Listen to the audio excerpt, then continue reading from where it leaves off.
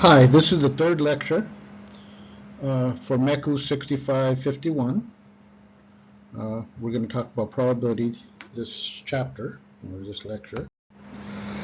After completing the lecture, you should understand basic probability concepts and definitions. You should be able to use a Venn diagram or a tree diagram to illustrate simple probabilities. You should be able to apply common rules of probability to data. Compute conditional probabilities, determine whether events are statistically independent or not, and use Bayes theorems for conditional probabilities. Here's some important terms. Some of these terms, as you're watching the video, you should probably write them down.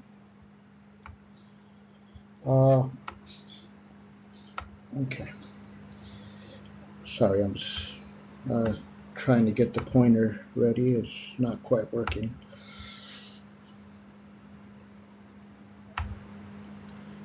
Okay, well, I'm going to have to do the regular pointer. Anyway, here we have random experiment.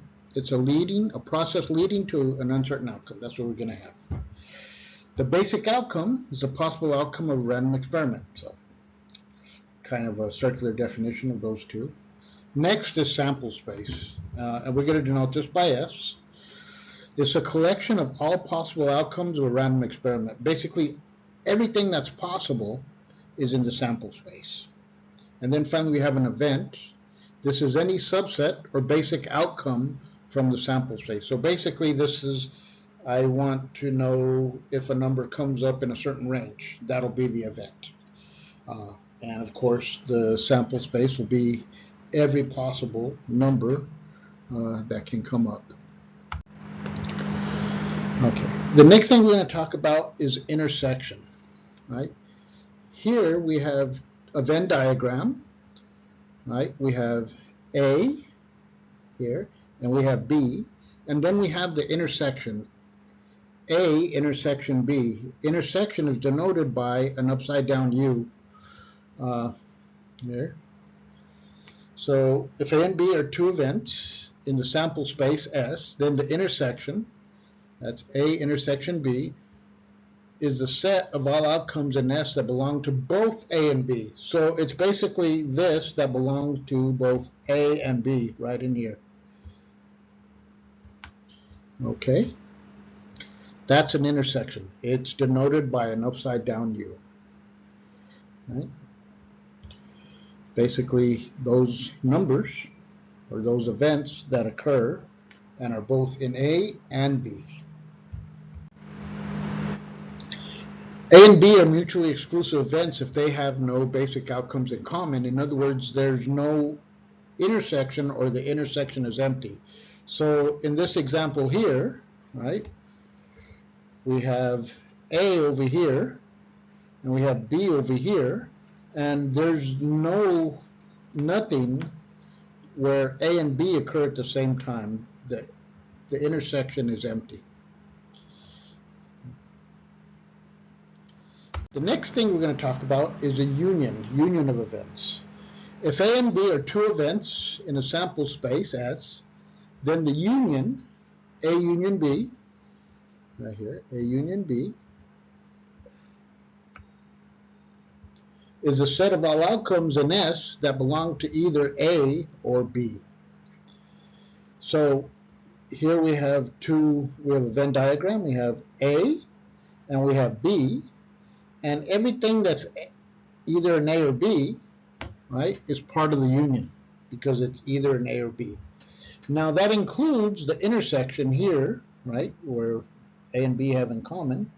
So if I was doing this, or we're going to do this a little later, it'll be A plus B minus the union. Why? Because we don't want to count the union twice. So that's basically what we do in this situation. Okay. The next, we want to talk about collectively exhaustive events. If I have a bunch of events, K events, from E1, right, to EK, right? They're collectively exhaustive events.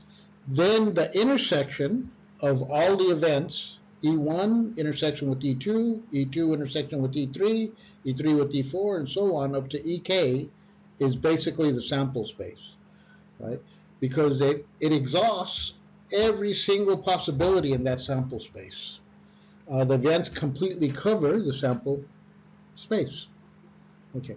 The next thing I want to talk about is a complement.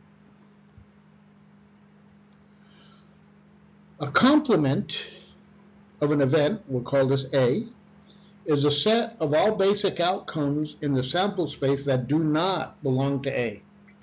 So in this case, we're going to denote the complement by A prime. I'm sorry, A bar, not A prime. A bar right here. This bar, this line above it, A, that's A bar. So here in this example here, right down here, right, we have A, right, and then we have the complement of A, which is A bar. It's anything in this tan area that's not in A.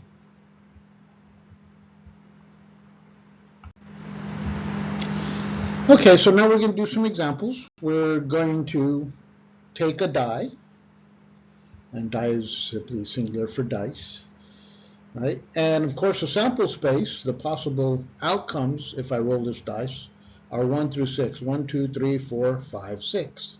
The possibilities in the sample space.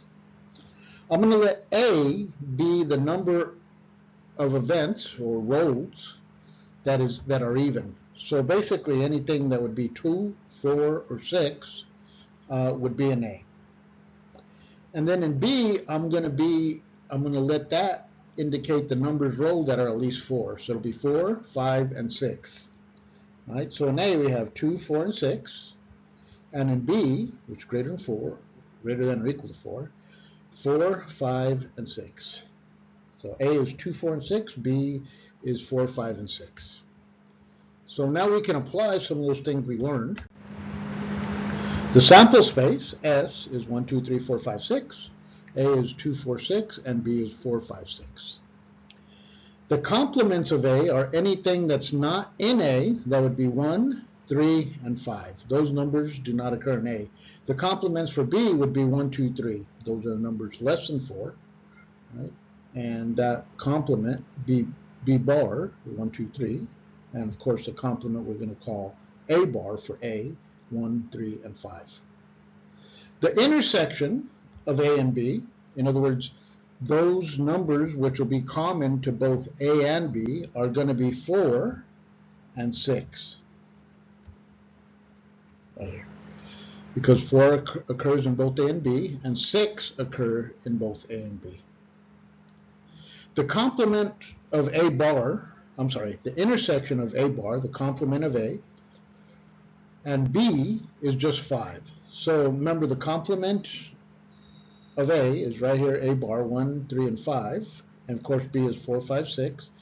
The only number that's in common of those two is the number 5.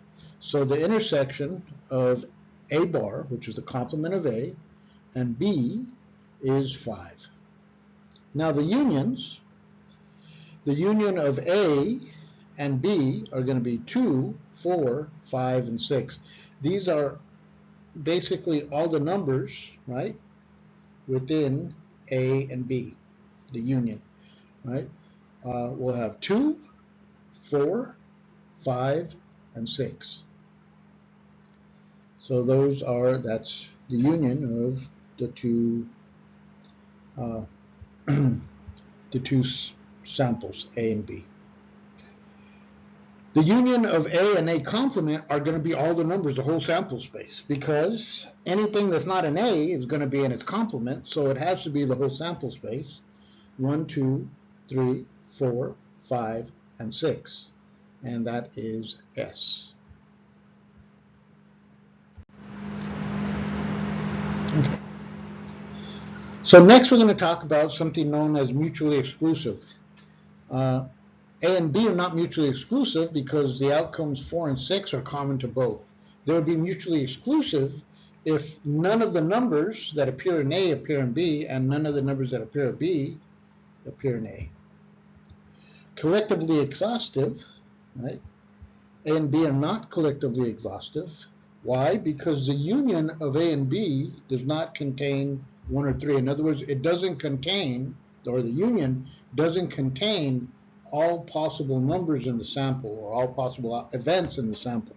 1 and 3 aren't there, so they're not collectively exhausted. For it to be collectively exhausted, it would have to be 1, 2, 3, 4, 5, and 6.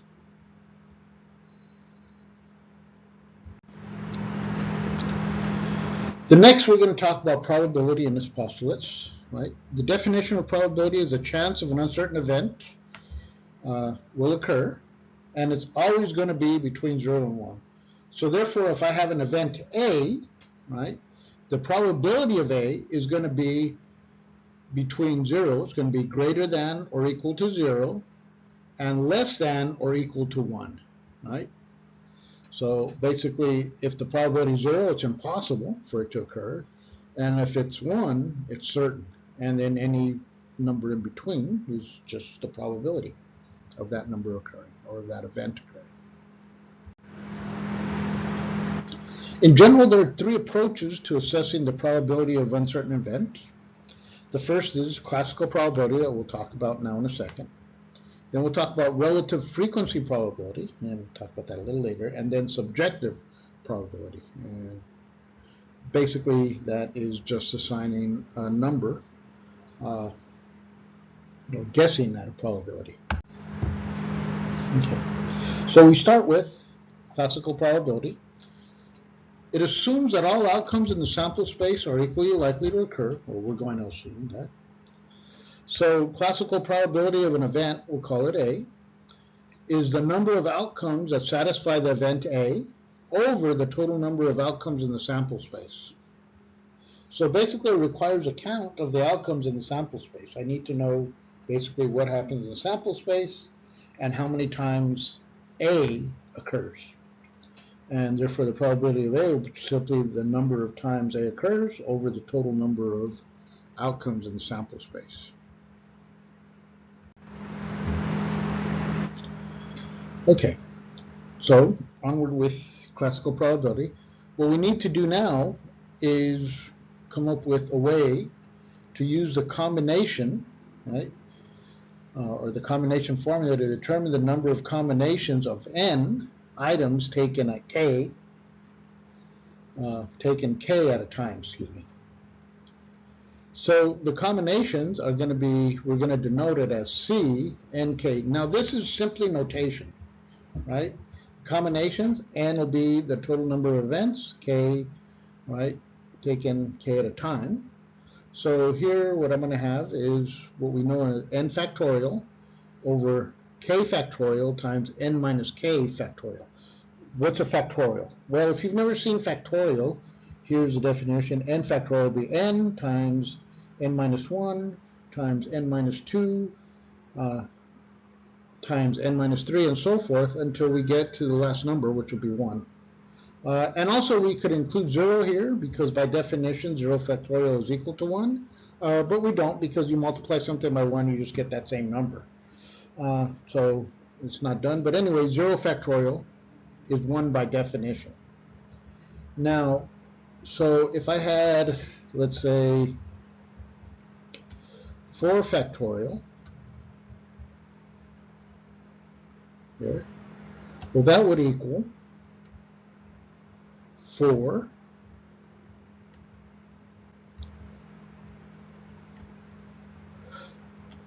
that's supposed to be a little times 3 times 2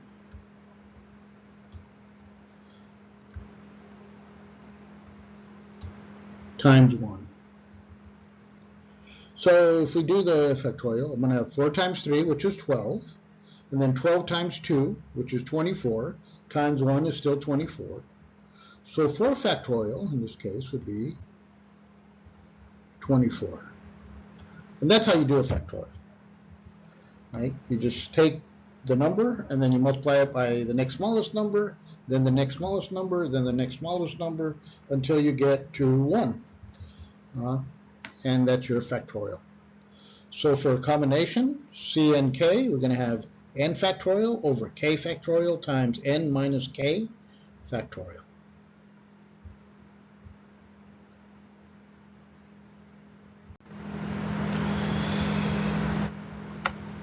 Okay. By the way, you should, if you've never seen factorial before, you should write it down. Okay. So the number of possible orderings, right?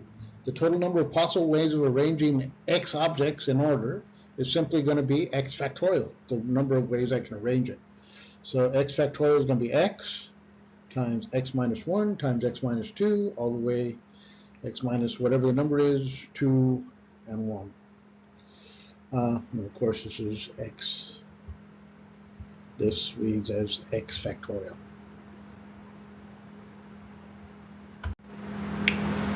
So now that we have combinations, we're going to do permutations. Permutation is simply the number of possible arrangements when x objects are to be selected from a total of n objects and arranged in order with n minus x objects left over. So basically, I'm going to take x objects, I'm going to look at how the possibility they can be arranged.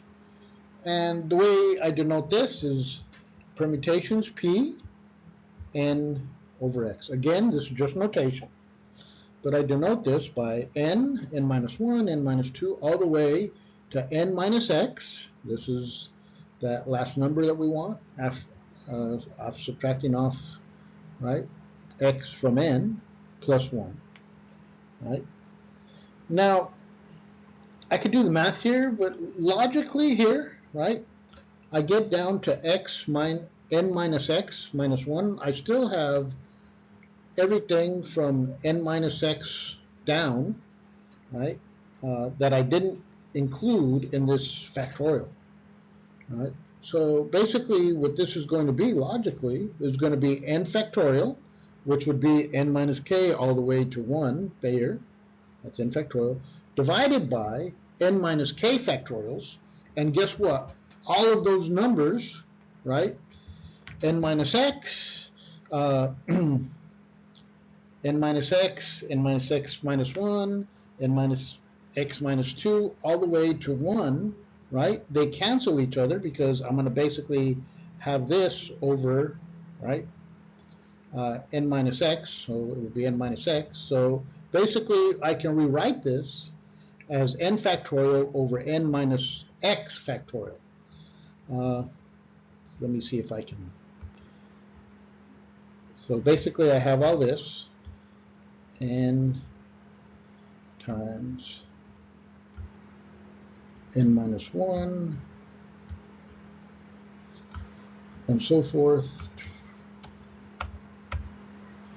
And then if I just kept going and didn't stop right here, I'd have n minus x times n minus x minus 1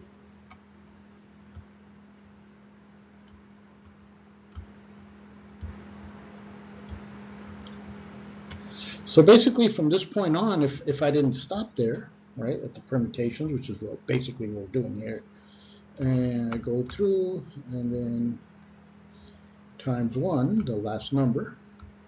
So basically all of this is n minus 1 factorial. So if I divide that number by n minus 1 factorial, what I have left is this.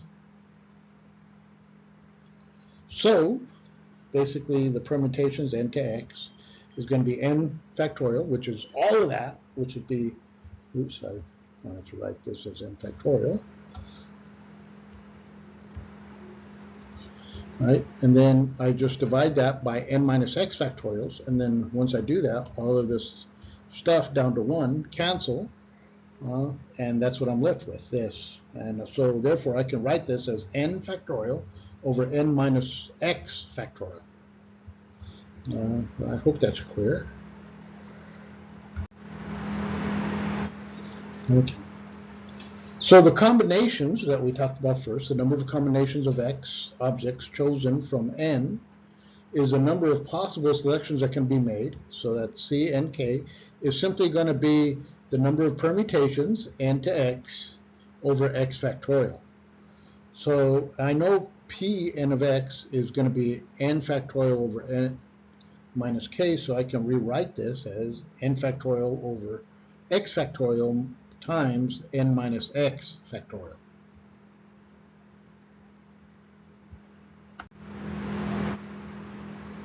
Okay, so now let's do an example. Suppose that I have two letters that I want to select from four letters, A, B, C, D, and arrange them in order. How many permutations are possible? Well, the solution, right, the number of permutations with that is going to be N is of course 4, there's 4 letters. X is of course 2, that's how many I'm selecting. So the permutation is P42, or 4 factorial, which is 24, over 4 minus 2 factorial, which is really 2 factorial. So that's 2 times 1 over 2. So that's 24 over 2, or 12. There are 12 different permutations, right, possible. I'm going to have AB, AC, AD, BA, BC, BD, CA, CB, CD, DA, DB, and DC. So basically, if you just did them in order, the way we, right, A, B, C, and D, and just took 2 letters at a time, right, these are all the possible combinations, and there are 12 of them. And like I said, we can get the permutations, right, you applying this formula. P42, 4 factorial over 4 minus 2 factorial. Okay, to get the combination, suppose that 2 letters are to be selected from A, B, C, and D. How many combinations are possible, right? And in this case, right, well, for the classical probability, order is not important.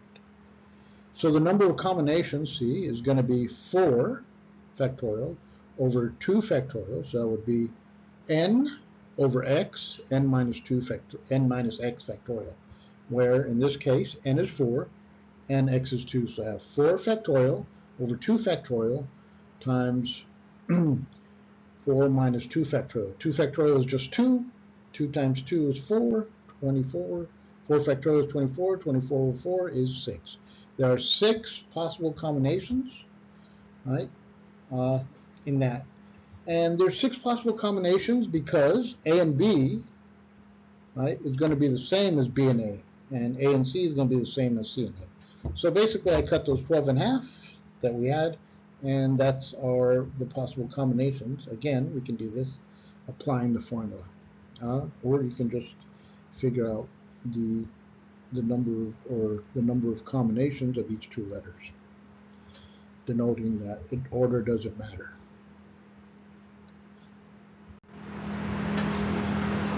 Okay, so that's our classical probability. Next, we're going to do relative frequency probability. Right, and it's going to be really quick. The limit of proportions of times that an event A occurs in a large number of trials. So this is very similar to a classical probability, except, right, we just have events in a population and a large population. So a number of events in the population that satisfy the event A over the total number of events in that population. And then finally, we have subjective probability. It's an individual's opinion or belief about the probability of occurrence. So basically, 2 teams are playing, and I'd say the probability of Team A winning is 75%. I think Team A is better than Team B, so in that game, I give the probability of Team A winning 75%. That means I give subjective probability of Team B winning of 25%.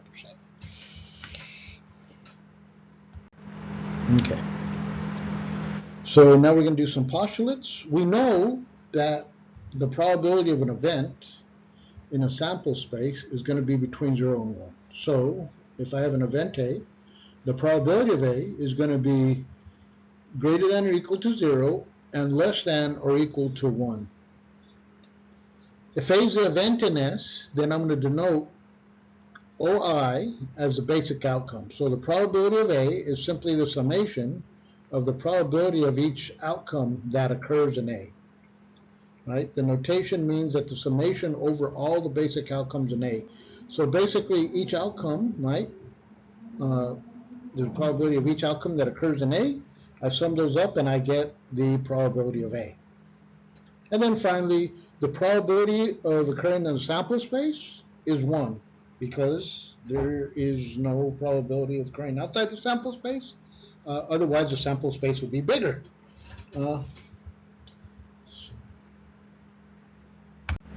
Okay. Next, we have probability rules. The first is the complement rule. So P of A bar, which A bar, right, is the complement of A. So the probability of A bar is simply 1 minus the probability of A. And that makes sense because if it's not an A, it's an A bar. The probability has to be less than 1. So I subtract the probability of A from 1, and I get the probability of A bar. And therefore, the probability of A plus the probability of A bar has to equal 1. I have the addition rule. The probability of a union of two events, that's P A union B, is the probability of A occurring, the probability of B occurring, minus the probability of A intersection B. Now, why are we subtracting this off? It's simply so we don't double count it. Remember our Venn diagram where we had the union? Well, let's see if I can.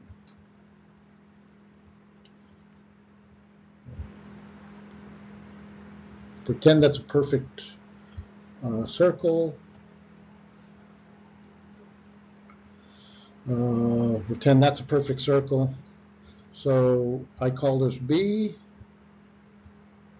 I call this A. So basically the union is going to be A plus B. Now the intersection includes A and B, so basically I don't want to count this twice, which is why if I want the union, I say A, probability of A plus probability of E minus this intersection, A intersection B, so I don't double count that intersection. And again, I apologize for my bad penmanship. I did this on my other computer too, and I have a pen there. Okay. So here we have a probability table. We have A and B, and we have their complements. So the intersection of A and B is probability A intersection B. The probability of A B complement is the probability of A intersection B complement. And of course, the probability of A is just the probability of A. A complement, right, the probability of A complement intersection with B is right here. The probability of A complement intersection with B complement is right here. And of course, the probability of A complement is simply the probability of A complement. The probability of A complement plus the probability, the probability of A plus the probability of A complement is simply 1, which is the whole, because it's the whole sample space, the probability of S. Now here, the probability of B. So the probability of A intersection B is right here. The probability of A complement intersection B is right here, so the probability of B is just right here. The probability of here of B complement with A, the probability of A intersection B complement, in other words, where they both occur, is right here. The probability of A complement intersection with B complement is right here, and of course the probability of B complement, the probability of B complement right here, plus the probability of B is just 1, which is the probability of the whole sample size. Okay, so some more examples. Suppose I have a standard deck of 52 cards. They have 4 suits. I'm going to let A, right, be the event where the card is an ace. Now there are 4 aces in a deck and 52 card total. I'm going to let V be the card is from a red suit. Now there's two suits that are red. There's hearts right here, and then there's diamonds. So that would be 24 in total. And of course ace would be 4. Right. So what's the union, the intersection, excuse me, the union, what's the union, right, of a red ace? Right, it's a probability of red plus the probability of an ace minus the intersection of a red ace. This is, why do we have this? Why do we subtract this off? So we don't count it twice. Okay. So the probability of having a red suit is simply 26 over 52, half of this, okay, red. The probability of an ace is 4 over 52.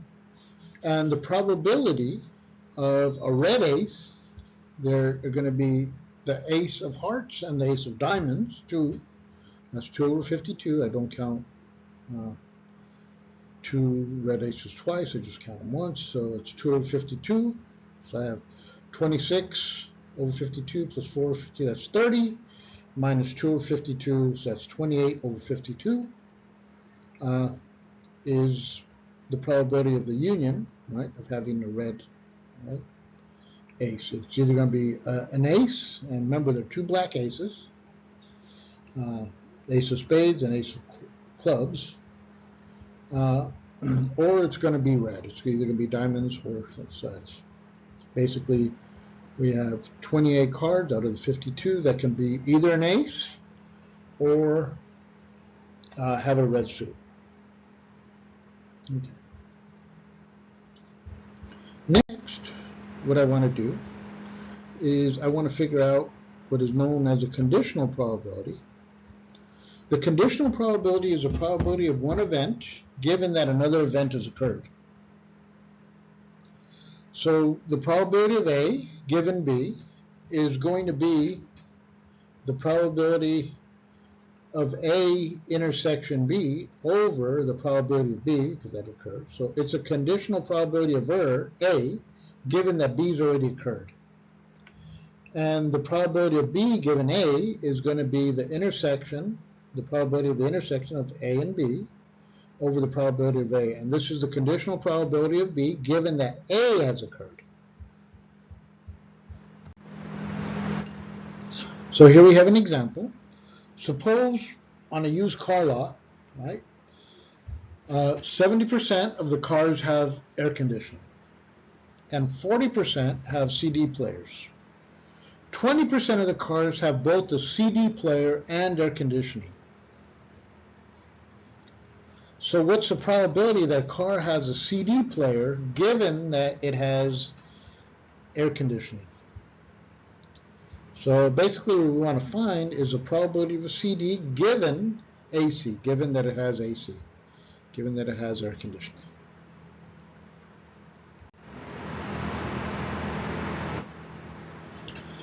Of the cars on the used car lot, right, 70 have air conditioning and 40% have a CD player and 20% have both. So the cars that have a CD player is 40% here, right, and 20% have both an air conditioning and a CD player is 0.2. Right. From that we can denote some other things, right? 70%, right, total have air conditioning, we know that. So of the AC, if 20% of those, right, cars have AC and 70% total, that means 50% or 0.5 have no CD in total. And here we talk about no AC, right? I know 70% have AC, that means 30% don't have AC. The total number is 40, so that what that is, those that have a CD that have no AC is 0.2, because 0.4 times minus 0.2 is 0.2. And of course, those with no CD, which is basically has to be 0.6 because 0.4 has a CD, so of those with no CD and AC, it's 0.5. That means those that have no AC and no CD is 0.1. So we can figure out the totals. So AC is 0.7, no AC 0.3 is 1, and CD 0.4, no CD is 0.6 is 1. So how do I figure out what the probability of having a CD given that you have AC? Well, we apply our formula that we had a while ago, right? So I take the probability of the intersection CD with AC, which is 0.2, which we know, over the probability of AC. So here the probability of having a CD given that you have AC, the intersection is 0.2. In other words, those cars that have both the CD and AC is 0.2. The probability of having air conditioning is 0.7, so 0.2 over 0.7 is, you pull out your calculator, you get 0.2857. That is the probability of having a car with the CD given that it has air conditioning. Okay. So given AC, we only consider the two top rows, 70% of cars. Of these, 20% have CDs, 0.2 of 70% is 28.57 or 0.257. It's the same thing that we just did, but we did it a little differently. We took the intersection of the two, or the probability of the intersection of two, which is 0.2, over the probability of having air conditioning, 0.7.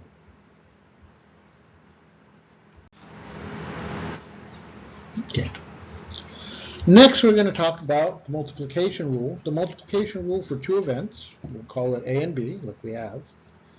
So the intersection of A and B, the probability of that intersection, probability of A intersection B, is going to be the probability of A given that B has occurred times the probability of B, or we can rewrite that backwards, the probability of B given that A has occurred times the probability of A.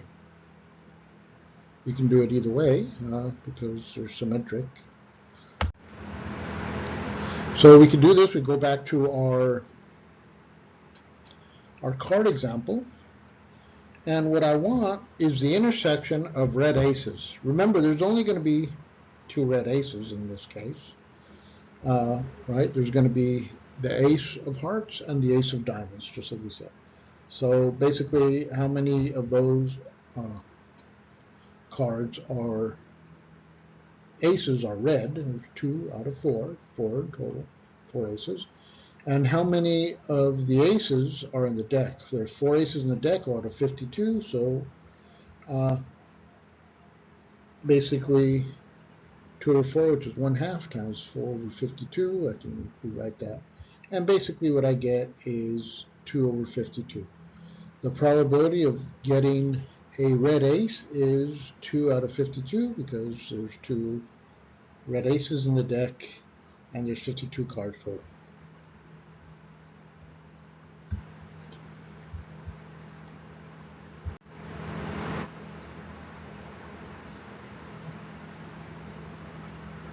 Okay, two events are statistically independent if and only if the probability of A intersection B is equal to the probability of A times the probability of B.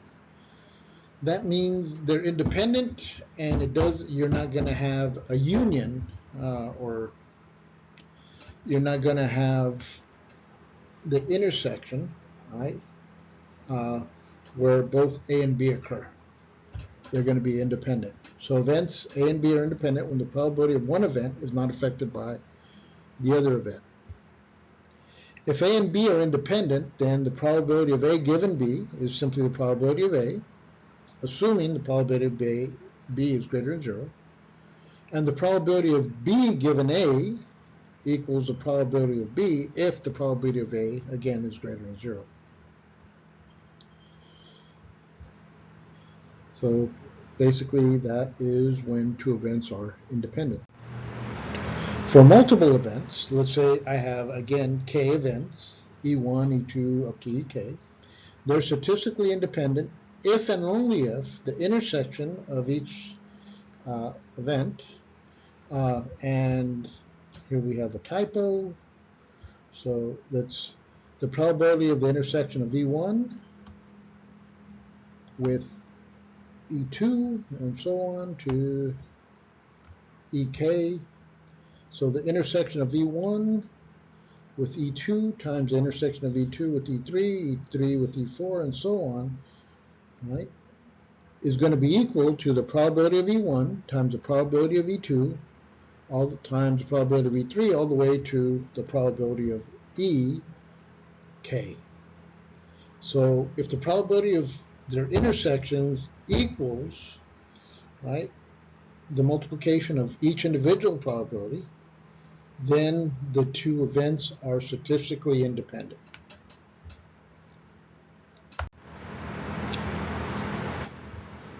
Okay, let's go back to our car example.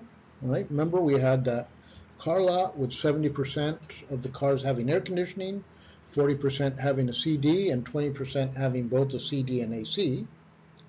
Right, so this is the table that we had before. Right, 20% has both the CD and AC, 70% have AC, so 0.5. That means 30% don't have an AC, and since 40%, right, have a CD, that means 60% of the cars don't have a CD. And basically we can add up the numbers, so that means if 70% totals AC and 20% have both AC and CD, that means 50% here have AC and no CD. And finally, for those that have no AC and a CD, I know 40% have a CD, but only 20% have a CD and AC. That means another 20%, right, won't have an AC that have a CD. And then finally, since I know this is 0.3, 0.2 or 0.3 minus 0.2 gives me 0.1. That means those cars that have no CD and no AC is going to be 10%. So that's how we did the table before. This is how we do it again. So are the events of AC and CD statistically independent? Now, if we think about this, if you go to a used car lot, well, those cars that have all the amenities, that have all the extra budgets, all the extra stuff. So if you have one amenity, it's probably there's a greater probability that you'll have other amenities. And so thinking about it, right, they're probably not independent, but we are going to check it. So the probability of having AC, or I'm sorry, the intersection of AC and a CD is 0.2, as we know. The probability of AC is 0.7. The probability of having a CD is 0.4. 0.7 times 0.4 is 0.28. 0.2, right, the intersection of having an AC and a CD is 0.2. The probability, right, of AC times the probability of CD is 0.28. So what that means is the two events are not statistically independent. Having a CD gives you a greater chance of having a car with a CD, gives that car a greater chance of also having AC, and vice versa. If it has AC, there's a greater chance it'll have a CD. They're not independent. Okay. Next we have a table of bivariate probabilities. Here I have a number of events, A1 through AH, and another number of events, B1 through BK. So the intersection of A1, B1, or the probability of the intersection of A1 and B1, the probability of intersection of A1 and B2, and so on, the probability of A2 with B1, the probability of the intersection of A2 with B2, and so on. And basically, this is an exclusive or a mutually exclusive table of all the intersections that are possible between the events of A and the events of B.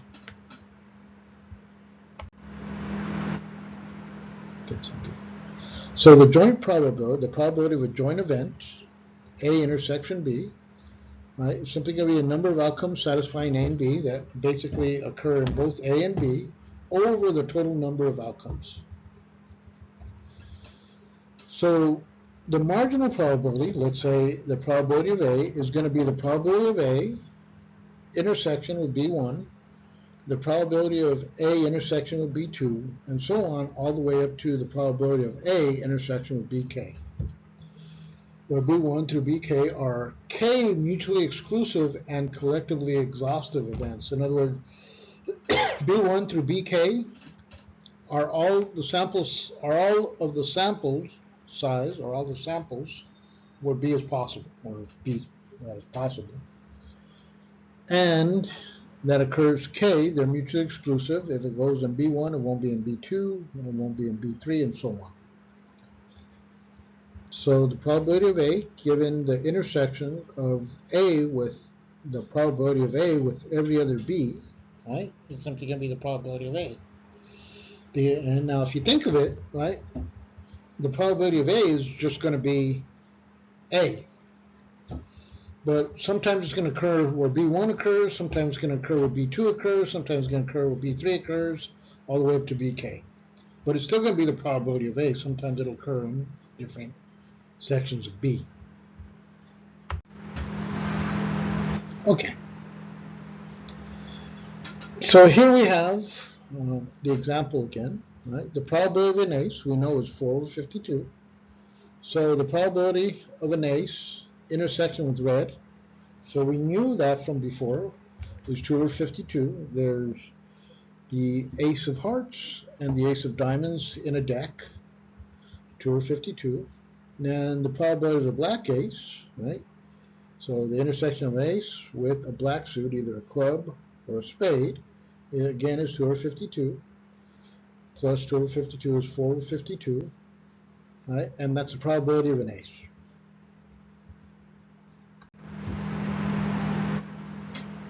Next, we've already done the Venn diagram. We can do the tree diagram. So here we have all the cars in the lot. 70% have an air conditioning, and 30% do not have air conditioning. For those that have air conditioning, right, 0.2 out of 7, or 0.2, right, have a CD. And those that do not have air conditioning, 0.5 over 0.7, right, don't have a CD. For those that don't have air conditioning, right, 2/3 or 0.2 over 2, right, or for the complement of air conditioning, which is 0.3, right, that have a CD is 0.2, and those cars that don't have an air conditioning or have a CD is 0.1, right, and we get that from the table. And these are just the odds that we haven't talked about yet, but we'll talk about them in a little bit. And here we go, odds. The odds in favor of a particular event are given by the ratio of probabilities of an event divided by the probability of its complement. The odds in favor of A are the probability of A over 1 minus the probability of A, or the probability of A over the probability of A complement, or A bar. So here we have an example. I calculate the probability of winning if the odds are 3 to 1. So the probability of A are 3, and the probability of 1 minus P of A is 1. So I do the math here. I multiply both sides by 1 minus PA. And take this because I want to figure out what the odds are. So it's 3x times this. So I have 3x, 1 minus PA. With PA, so I want to solve for PA. So I have 3, actually I don't need the x, what am I? X, that didn't work.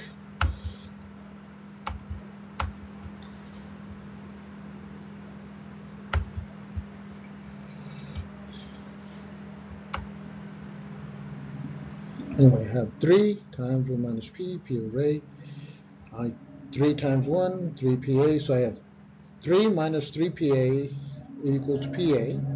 So I add 3 PA to both sides. I get 3 is equal to PA plus 3 PA or 4 PA, right?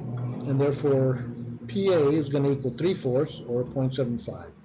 The odds of A are 0.75. There's a 0.75% chance of A occurring, or 3 out of 4,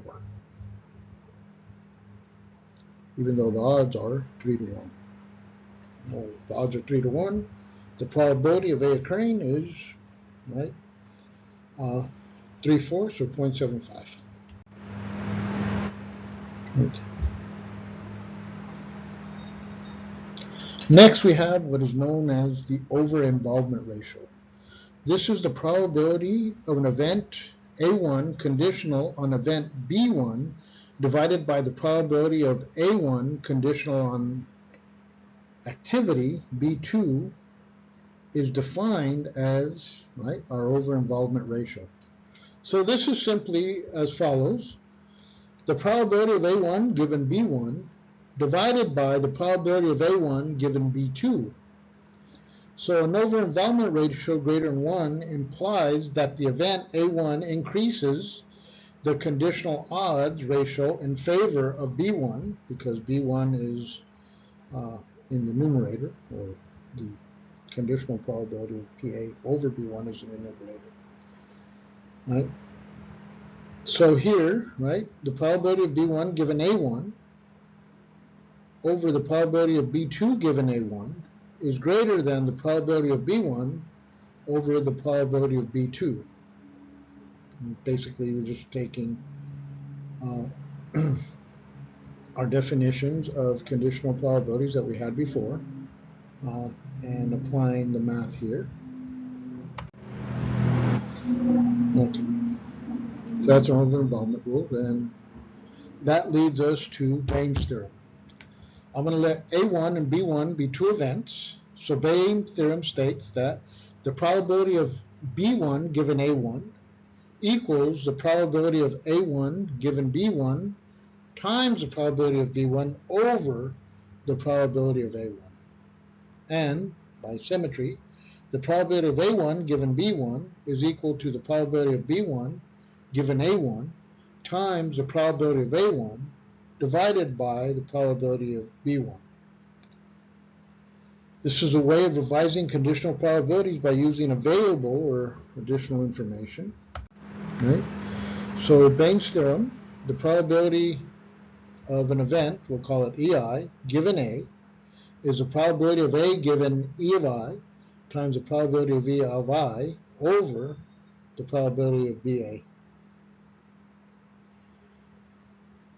Now, the probability of A, as we've already talked about, right, is going to span all of the E's. So it's basically, right, the probability of A over E of I times B times E of I. That gives me the probability of A, E1, times the probability of E1, times the probability of A, E2, times the probability of E2, and so forth, all the way to K. It's a probability of A, EK, times the probability of EK. Where, of course, EI are I, K mutually exclusive, collectively exhaustive events. In other words, E covers the whole sample space, so E1 through EK cover the whole sample space. And A is a new event that might impact the probability of E of I, the probability that one of the E's occur.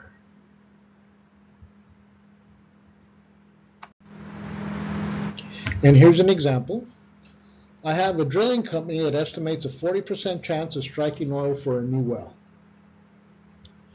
A detailed test has been scheduled for more information. Historically, 60% of successful wells have detailed tests, and 20% of unsuccessful wells have detailed tests. So if you think it's going to be probably, well, we can think of this as, if I think the well's going to be successful, I am more likely to have a detailed test, and that'll make it more likely to be successful. But forget that. We'll just look at the numbers that we have. 60% of successful wells have detailed tests, and 20% of unsuccessful wells have detailed tests.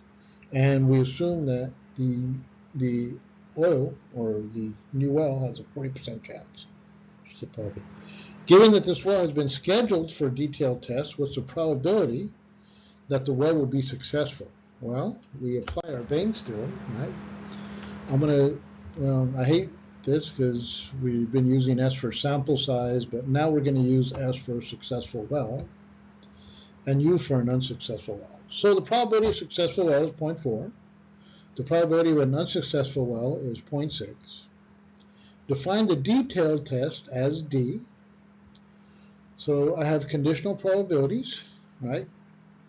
The probability of a detailed test, right, being successful, given that the well is successful, is 0.6.